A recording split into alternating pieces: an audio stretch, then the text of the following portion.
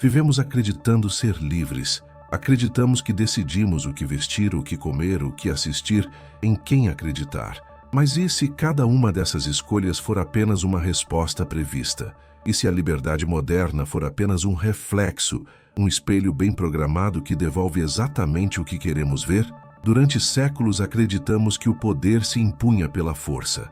Hoje, ele se impõe pela conveniência. Não precisamos mais ser vigiados.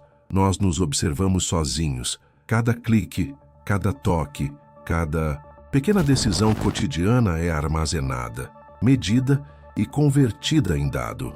O que chamamos de preferência talvez seja apenas o eco de uma equação.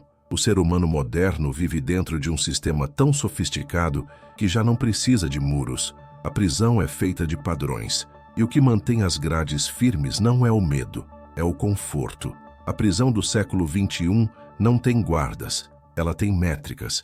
Elias era analista de dados em uma empresa de tecnologia que desenvolvia algoritmos de comportamento. Seu trabalho era simples: prever o que as pessoas fariam a seguir, o que comprariam, o que clicariam, o que desejariam. Ele não acreditava em teorias da conspiração. Era cético, racional, prático. Mas um dia, algo começou a incomodá-lo. As previsões que o sistema fazia sobre seus próprios hábitos estavam se tornando perfeitas. A máquina sabia quando ele acordava, que músicas ouvia, quanto tempo passava em silêncio e até quando desligava o celular, apenas para religá-lo minutos depois. Nada parecia fora do padrão.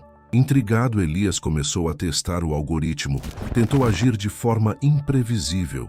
Pegou caminhos aleatórios para o trabalho, comprou passagens de última hora, mudou os horários das refeições, evitou suas rotinas digitais. Mas o sistema continuava acertando.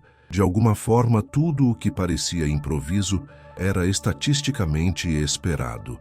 Era como se a máquina soubesse o limite da sua espontaneidade e o previsse também. Elias começou a duvidar da própria autonomia. Sentia-se observado, mas não por alguém, e sim por algo. Um padrão invisível, silencioso, lógico. Com o tempo, o desconforto virou paranoia. Ele começou a perceber que sua vida inteira poderia ser reduzida a dados. Os trajetos que fazia, as emoções que expressava, até os momentos em que tentava não ser previsível. Um dia desabafou com um colega de trabalho. E se o livre-arbítrio for apenas um algoritmo mal interpretado? Ninguém riu. A sala ficou em silêncio.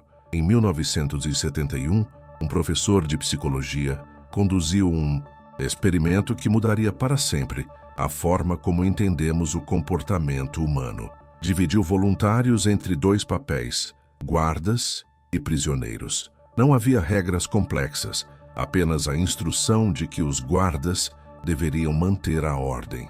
O resultado foi devastador. Em poucos dias, pessoas comuns começaram a agir com crueldade. Os prisioneiros passaram a se submeter completamente. O ambiente transformou todos e ninguém precisou forçar nada. A lição mais assustadora não foi sobre autoridade, mas sobre aceitação. As pessoas se adaptam à estrutura que as envolve. Elas internalizam o controle.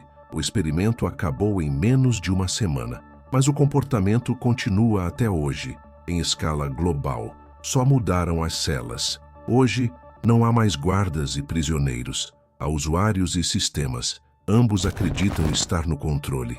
Elias decidiu se desconectar. Desligou o telefone, apagou as contas, desapareceu por um tempo. Mas logo percebeu que o vazio era insuportável. Sem o fluxo constante de notificações, o silêncio parecia uma forma de abstinência. Quando finalmente ligou o aparelho de novo, viu dezenas de alertas, mensagens, recomendações, tudo esperando por ele, como se o mundo tivesse continuado sem sua presença, apenas pausado.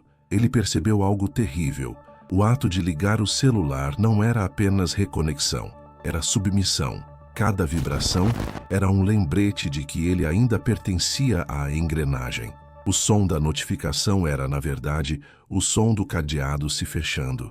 O celular não era o instrumento da prisão, era a chave. mas uma chave que, ironicamente, só funciona por dentro.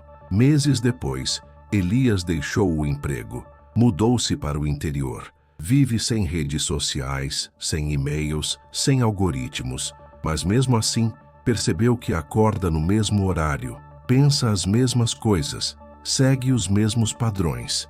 Ele percebeu que o controle externo era apenas a superfície. A prisão real estava dentro dele. O sistema que ele tentava escapar continuava vivo, porque era parte da mente que o criou. A liberdade, descobriu, não é o oposto da prisão. É o espaço entre o estímulo e a resposta. E esse espaço está cada vez menor. A prisão invisível não precisa de muros, não precisa de vigias. Ela só precisa de rotinas. E a cela mais difícil de escapar é aquela que você acredita ser sua casa. Vivemos dentro de um roteiro invisível, cuidadosamente escrito por tudo aquilo que já escolhemos antes.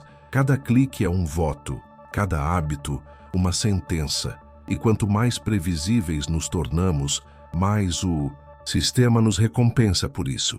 O nome disso não é controle, é conforto. E o conforto é a prisão perfeita.